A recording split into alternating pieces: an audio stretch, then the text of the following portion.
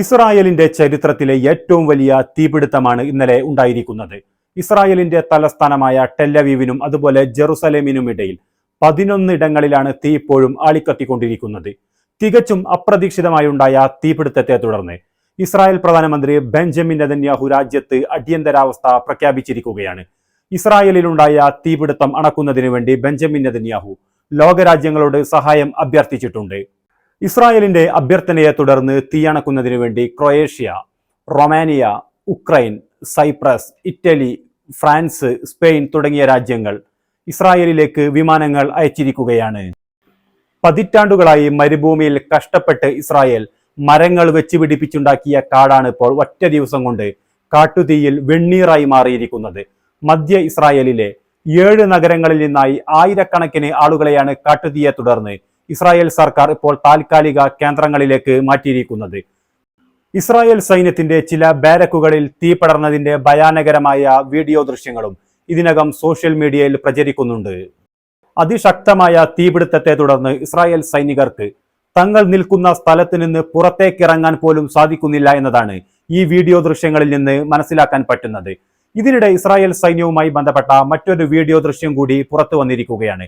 Israel സൈന്യത്തിന്റെ ഒരു പരിപാടി, എന്തോ ഒരു ആഘോഷ പരിപാടിയുമായി ബന്ധപ്പെട്ട വീഡിയോ ആണ് ഇതെന്നാണ് തോന്നുന്നത്. ഒഴിഞ്ഞ കുറച്ച് കസേരകളും അതുപോലെ ഇസ്രായേലിന്റെ യുദ്ധ ടാങ്കുകളും ഈ വീഡിയോയിലുണ്ട്.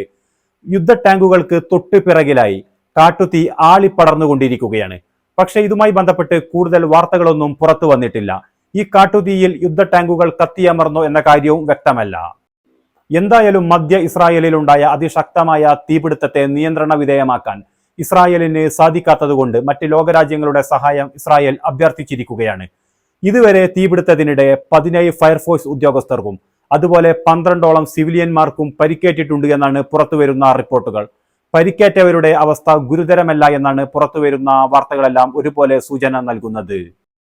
ഇസ്രായേലിൽ ഇന്നലെയുണ്ടായ തീപിടുത്തത്തെ തുടർന്ന് ഇസ്രായേലിന്റെ ആഭ്യന്തര രഹസ്യാന്വേഷണ ഏജൻസിയായ ഷിൻ ബെറ്റ് അന്വേഷണം തുടങ്ങിയിരിക്കുകയാണ്. ഇത് തികച്ചും സ്വാഭാവികമായി ഉണ്ടായ തീപിടുത്തമാണോ അതോ ഒരു അട്ടിമറിയാണോ എന്ന കാര്യമാണ് ഷിൻ ബെറ്റ് പ്രധാനമായും അന്വേഷിക്കുന്നത്. തീവ്ര സയനിസ്റ്റുകൾ ഈ തീപിടുത്തം ഒരു അട്ടിമറിയാണ് എന്ന നിലയിൽ സോഷ്യൽ മീഡിയയിൽ വലിയ രീതിയിൽ തന്നെ പ്രചരണം നടത്തുന്നുണ്ട്.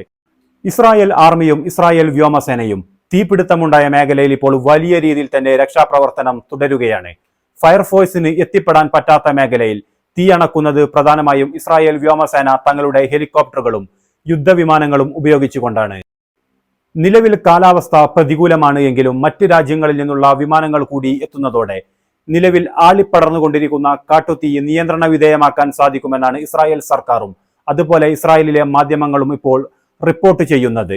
നിലവിൽ ഇപ്പോൾ തീ ആളിപ്പടർന്നുകൊണ്ടിരിക്കുകയാണ്. ടെല്ലവീവിൽ നിന്നും, ഇസ്രായേലിന്റെ തലസ്ഥാനമായ ടെല്ലവീവിൽ നിന്നും കേവലം 30 കിലോമീറ്റർ അകലെയാണ് ഇപ്പോൾ കാട്ടുതീ വലിയ രീതിയിൽ ആളിപ്പടർന്നുകൊണ്ടിരിക്കുന്നത്.